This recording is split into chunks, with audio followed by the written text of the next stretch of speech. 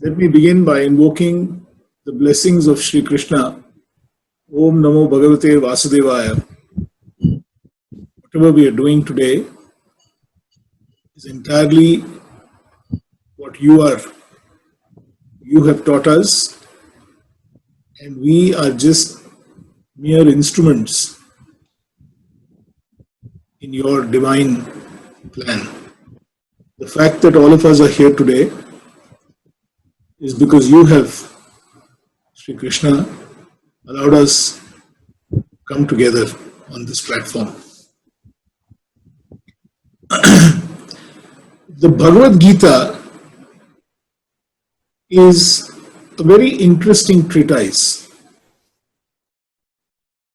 The fact that it is completely timeless and the fact that it is relevant in every age, in every era, is a given. And when I was contemplating that what is the current situation that the world is going through, what is the current situation that each one of us is facing at this point of time, and can we from the Bhagavad Gita, can we find some solace, some meaning, and some direction in what we are attempting to do. So what I would like to do is, in the next 6 days, I would like to share a very practical learning from the Gita, which has helped me over the years, which has helped numerous clients of mine over the years, and which I'm sure will help each one of us in this particular program at this point of time. So the 6 sessions are there, and I encourage you to please participate in all 6, because there is a thread that goes through all the 6 sessions. And on each day, we will be taking a particular aspect of our life and trying to make some meaning. And in each session, we will have a certain practical implementation aspect of the entire program. If you look at the Gita was expounded by Sri Krishna at the beginning of the war at Kurukshetra. Today, we are almost in a warlike situation at this point of time. Businesses are floundering. Life itself is being questioned.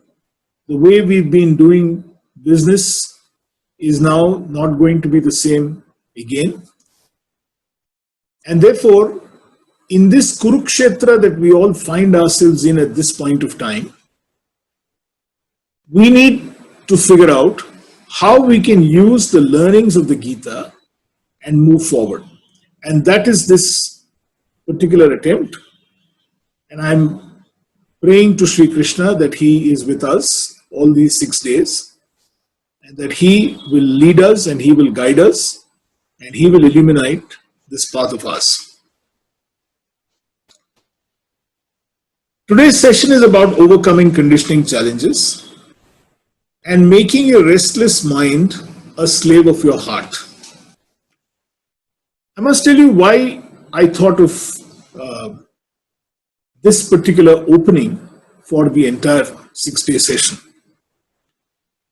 If you look at Arjuna in the Mahabharata, Arjuna is undoubtedly the finest warrior amongst both the Pandavas and the Kauravas.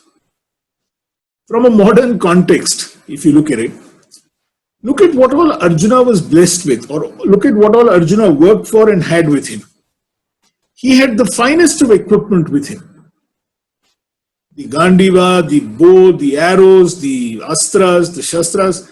He had everything but everything that a warrior could have. Look at the kind of equipment that he had. Look at the kind of training that he had received. He'd been trained by none other than by the Acharya Drona. He had Shiva who had taught him. And look at the kind of team that he was operating with. He had Lord Narayana himself as his charioteer. He had Adishesha as his chariot wheels. He had Hanuman sitting in his flag. What more can you get in life? What more do you want in life? But Sri Krishna, the Lord, knew one fundamental flaw in Arjuna's makeup, in his mind. And he knew that Arjuna from childhood has been conditioned to defer to his elders.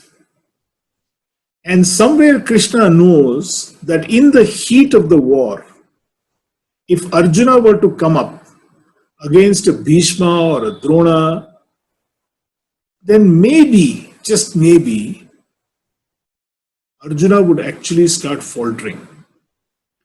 And he may not really be in a position to do what was his dharma, which is to vanquish the opponent without worrying about who is in front of him.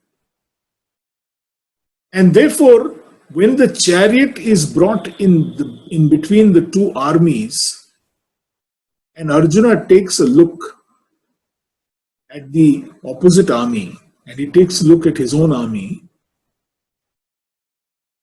as if as per a master plan, he lays down his bow and arrow and says, I will not fight.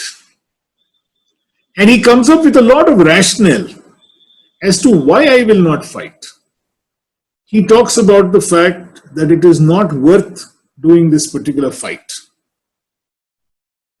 And he gives up at that point of time. And he says, I will not fight. And if you look at the Bhagavad Gita in chapter 2, verse 3, Krishna actually asks him, where does this weakness of the heart come from, O Arjuna? Why are you giving up this particular fight? Why are you doing what you want to do? So look at the interesting aspect of the Gita. It takes 18 chapters, 700 verses for Sri Krishna to move Arjuna from I will not fight to I will face my challenges. And in all of this, what Sri Krishna does and what the Gita teaches us, each one of us even today teaches us, is the fact that we can together conquer our mind and make sure that the mind will do what we ask it to do. So I'd like to take you through a couple of very interesting points on this aspect of the Gita. You know, the interesting thing really is this, that if you actually see, I'd like to read out a very interesting, people ask me, is the Gita relevant today? And I just like to read out a passage for you. The passage, I'm just paraphrasing some stuff here. It says that times are rapidly changing. Frontiers are no longer frontiers. Oceans are no longer safe boundaries. An incident happening in one part of the world has repercussions all over the world. Today, all the nations have become woven into one fabric. Look at what the current situation has done. The whole world is under a lockdown. And it is really something that has happened in one part of the world in China, and the repercussions are being felt across the entire world. Look at the beauty of this particular statement that was made. Frontiers are no longer frontiers. Oceans are no longer safe boundaries. And you know when this statement was made? It was made way back in 1980. And it was made by Swami Chinmayananda ji when he was addressing a group of industrialists in Bombay. I was fortunate to be there at that, and it suddenly came back to me saying that what a powerful statement. Way back in 1980, Swami Chinmayananda ji, a very evolved soul, had the foresight to warn the world about what can possibly happen 40 years later. And it is almost as if his prophecy of then is coming true today. We are in a warlike situation at this point of time. And in a war or a crisis, there is one emerging ideal that needs to take place, that needs to take shape. And it is this ideal in any warlike situation that takes firm shape. And it is this ideal that people love and that people are working with. And this situation that we are in today, I call it, we've all hit a collective pause button and we need to reboot our lives. We need to reboot our businesses. We need to reboot our thinking. We need to reboot the way we've been living. The old way of living is once and for all gone in life. And it is the new normal that is going to take place. And we've got to get used to this new normal. Because the old way of doing things is gone once and for all. And if we've got to figure out a way of rebooting our life, we need an anchor today. We need an overarching ideal.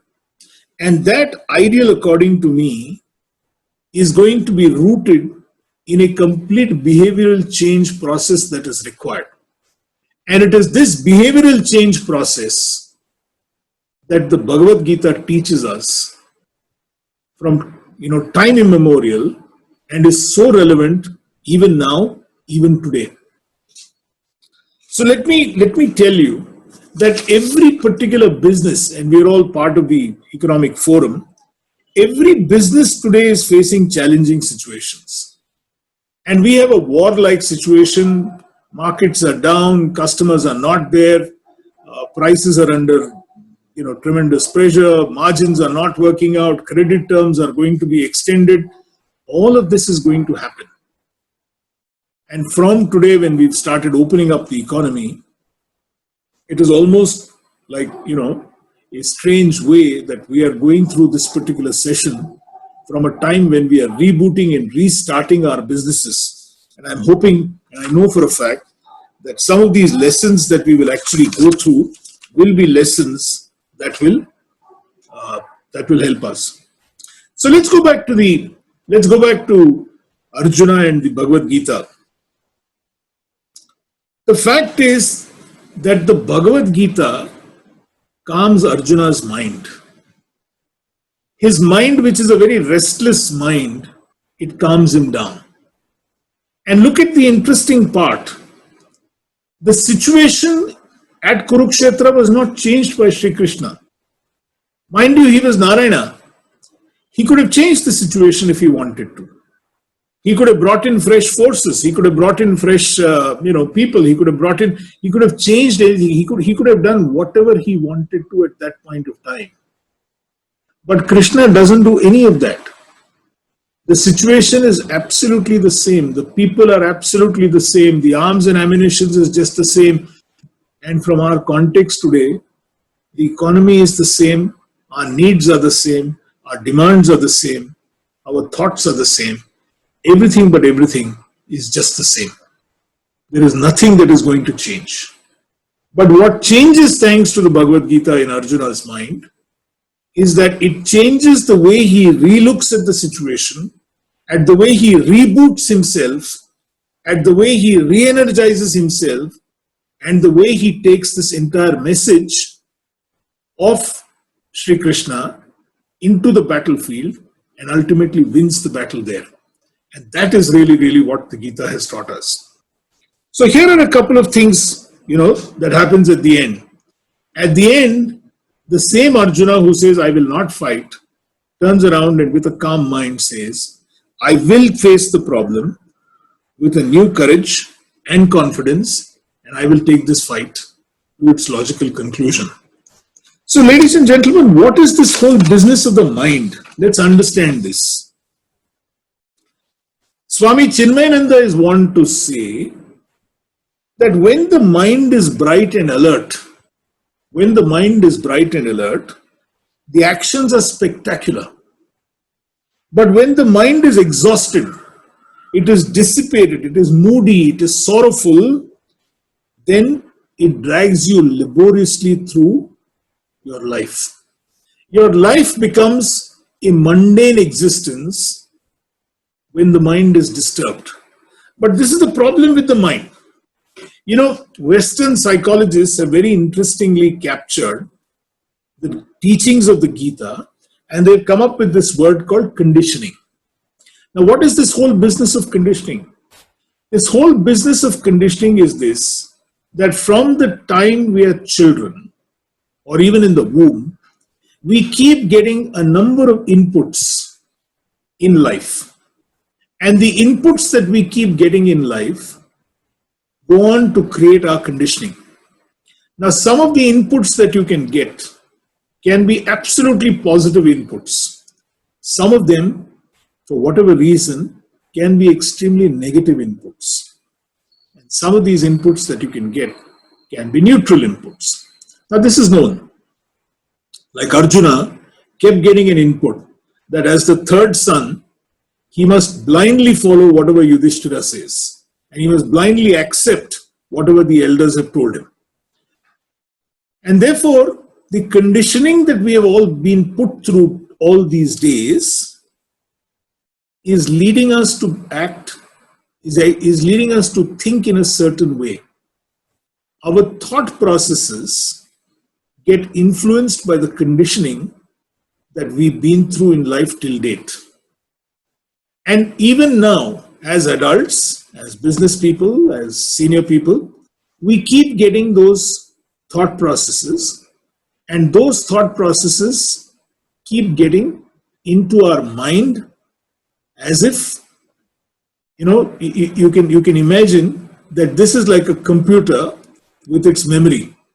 And when you go and do a save as in that particular file, it will ask you, where do you want to save this?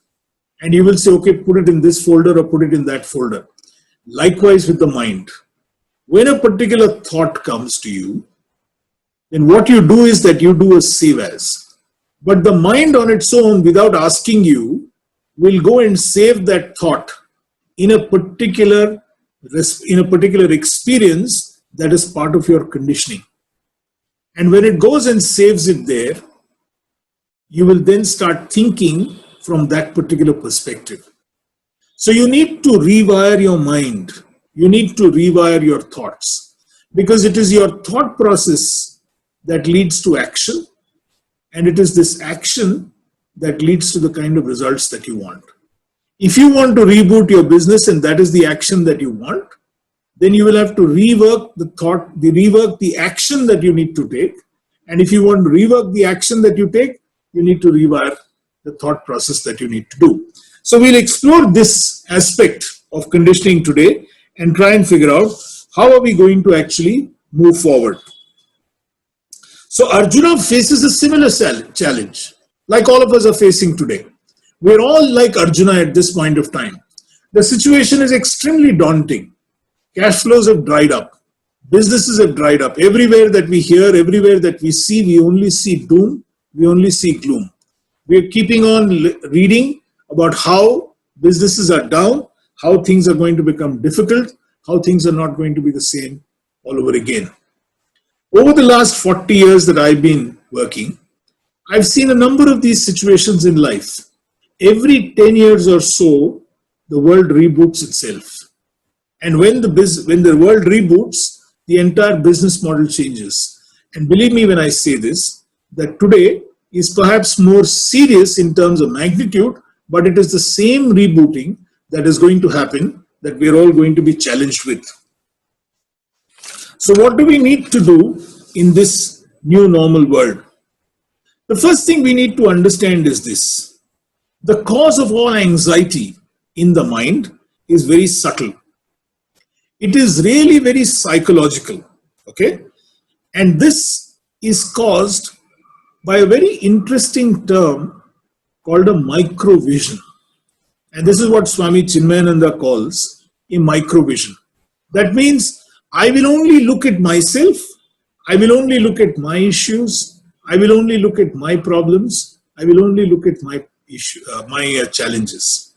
The very same way that Arjuna says, I will not fight this war because it is better to live with nothing than, to kill my elders, my kinsmen. It is this micro vision that we have developed as a nation, as a group, that is going to be our undoing. And when I'm saying that you need to calm your mind and you need to get your mind, this thought rewrite that I talked about a little earlier, you need to figure out a way of getting out of this micro vision and getting into a macro vision.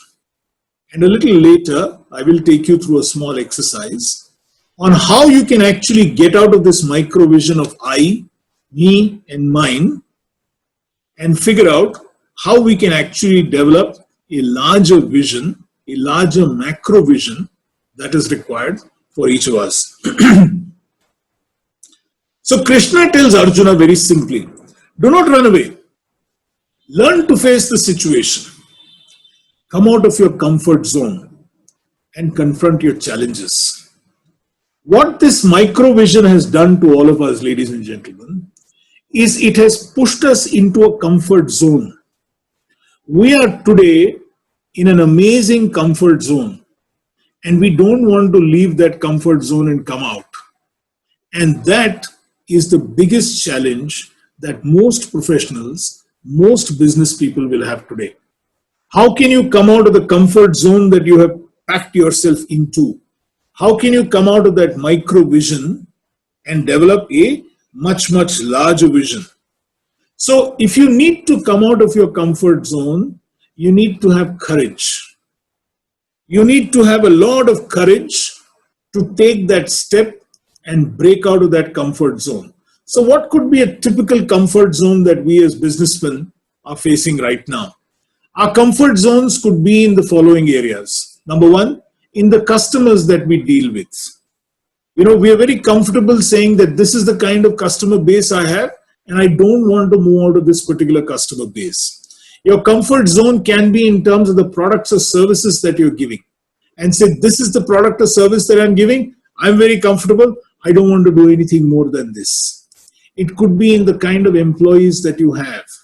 It could be in your pricing. It could be in the kind of credit terms that you're giving. It could be in terms of the margins that you're giving. All of these are comfort zone led.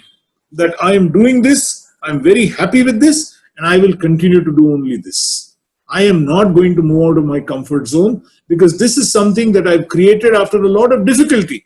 I've spent a lot of time and I've created this particular cocoon. I've created this particular bubble, and I don't want to come out of this comfort zone. And it is this comfort zone in your life that is creating that micro vision.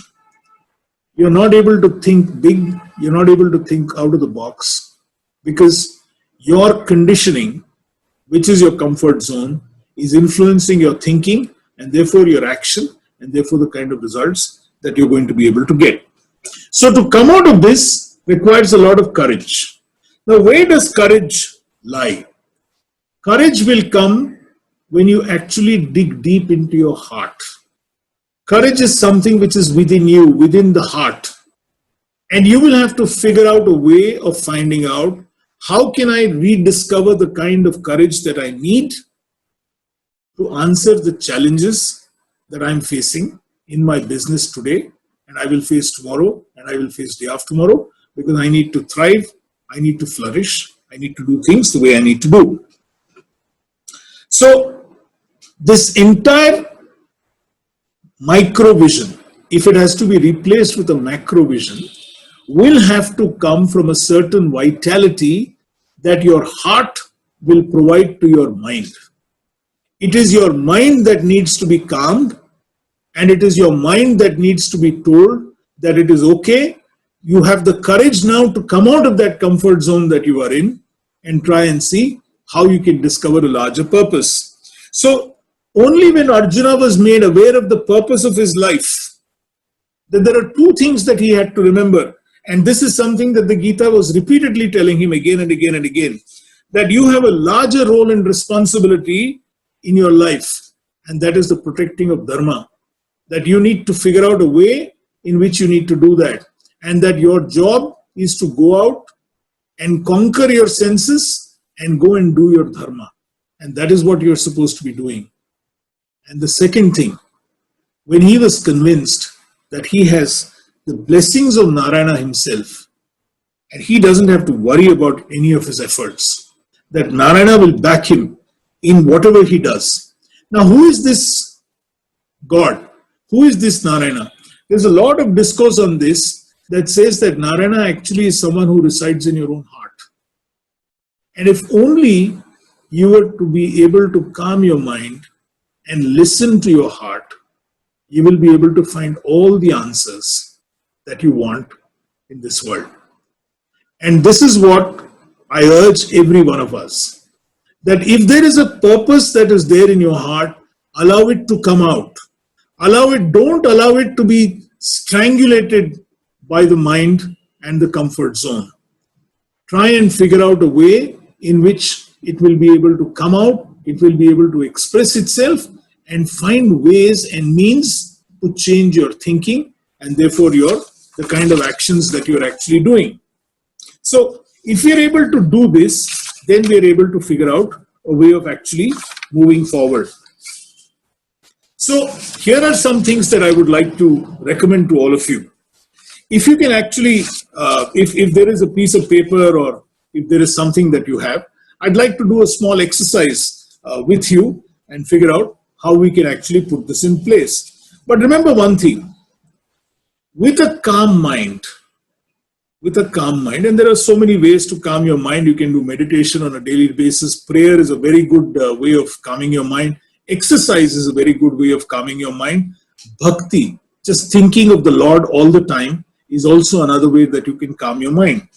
If you can calm your mind, which is basically by nature very restless, because the mind will constantly keep engaging itself in a variety of things and it'll keep jumping from one place to the other. Because a restless mind will cause anxiety, will cause fear, will cause exhaustion. But if you can calm your mind and if you can surrender to the divinity within you, to your heart, and in your heart, you will find a lot of courage, you will find a lot of way that you can actually move forward in life. Because let me tell you one thing, the heart will tell you to do what is right, the mind will tell you to do what is correct. The heart will tell you to do what is right, the mind will tell you to do what is correct. And in this battle between the right and the correct, always choose the right. Because when you do the right things in life, you're going to get an enormous amount of benefits. When you do the correct things in life, you will always be, doing things to please somebody else. To be correct is to do what somebody else wants you to do. And therefore, even in the Gita, Sri Krishna tells Arjuna that it is better to live your own ideal of perfection than to live somebody else's ideal of perfection. It is better to live your own ideal of perfection. So let us try and figure out what is our purpose in life. So with your permission, I'd like you all to do a small exercise. But here is what I'd like you to do to calm your mind just now as an exercise. And this is something that I've done, and we've got tremendous success in all the companies that we've been fortunate enough to work with till date.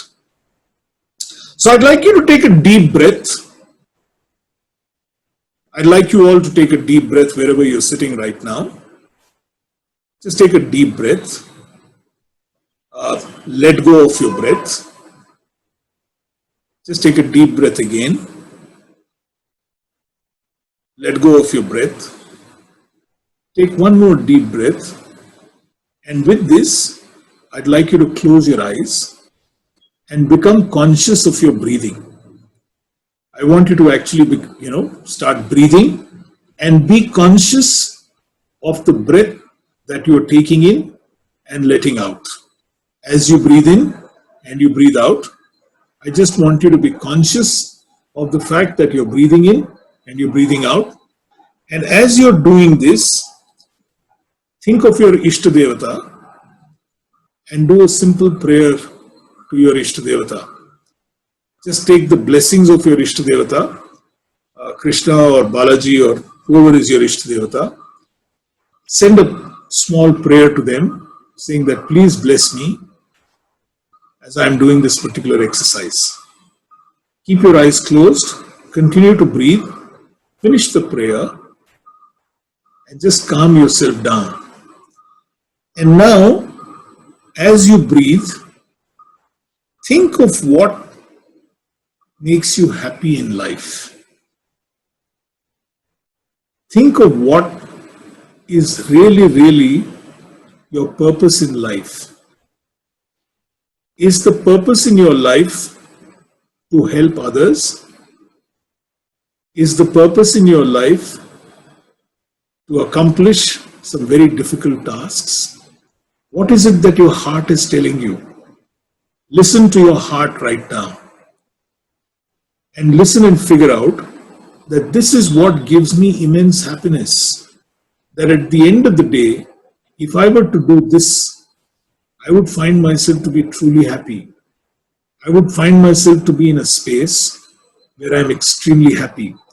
Hold on to that image that this is what is going to give me a certain kind of happiness, a certain kind of joy, a certain kind of satisfaction.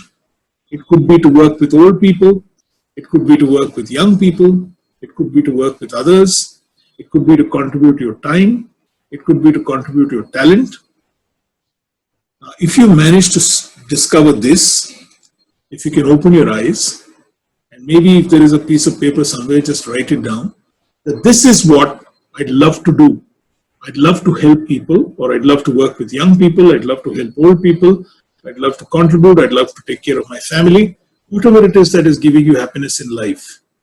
Now, this is your purpose in life. Remember this, that this is what comes from your heart. Now, here is the exercise that I urge everybody to do. None of us have any control over what we are doing in life. Somebody is a dentist, somebody is a doctor, somebody is an accountant, somebody is an engineer, somebody is a businessman, somebody is into real estate. We're all in different kinds of businesses.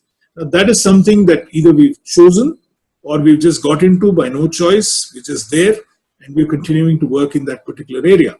It doesn't matter. Remember, very few of us have control on what we do in life. But we have absolute control on how we do it. Keep this in mind, that we may not have control on what we do, but we have complete control on how we do what we do. Now, if you can align the purpose that is there in your life that you've tried to think of just now with how are you going to be doing what you do, then you will find a way that you will get a lot of alignment in life of what you do, what you're doing right now. How are you going to do what you're going to do? Align that with your purpose. And that is the way that you will start reinforcing from your heart. Remember, purpose flows from the heart. How flows from the heart? What is about the mind? And if you can then superimpose the how on the what, you have actually made an attempt now to figure out a way in which the mind subsumes to the heart. And you can make your mind a slave of the heart. Once you've done this, then whatever you're doing in life will give you immense joy because you're doing it as a way of achieving the purpose that you have in your life. Keep this in mind. A lot of us are unhappy, a lot of us are stressed, a lot of us are worried, a lot of us are anxious, and all of these are emotions from the mind. And when it comes from the mind, it is all telling you that I'm unhappy with what I'm doing, I'm stressed out with what is going on in my world, I'm anxious about what will happen to me, etc., etc., etc. But once you start calming your mind and saying, this is my purpose in life, this is what I want to do, I want to spread the good word, I want to spread a certain kind of consciousness, and this is what my life is all about. And therefore, whatever I am doing is merely a means of helping me achieve my larger purpose in life. And if we can do that, of trying to find out a way of aligning what you do with how you do it, then you've got a very interesting way of moving things. So Is profits bad? No, profit is required. Because if you were to make a profit in life, you are then able to further fulfill your purpose in life. You are not earning a profit only for the sake of the profit, but you're earning your profit so that you can help advance the purpose of your life. I discovered the purpose of my life. My purpose of life, me and my wife discovered this about 18 years, 19 years ago. And we said our purpose in life is to help others become successful.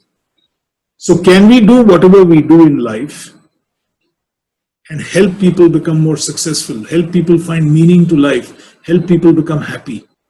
And if we can do that, then whatever work we are doing, and we are not ashamed of the fact that we are running a good business, we are running a successful business. But then what we do is completely aligned to the purpose of our life, and how we do what we do, therefore, does not cause any stress, does not cause any anxiety. Ladies and gentlemen, here is my suggestion to you. Make this restless mind of yours a slave of the heart. Don't listen to your mind, because the mind will constantly keep engaging in all the external stimuli, and it will keep telling you that what you're doing is good or what you're doing is bad. It will create this feeling of I, me and mine, and that will cause a lot more anxiety and a lot more stress to you. But if you listen to your heart, if you discover your purpose, sometimes it will take a little time.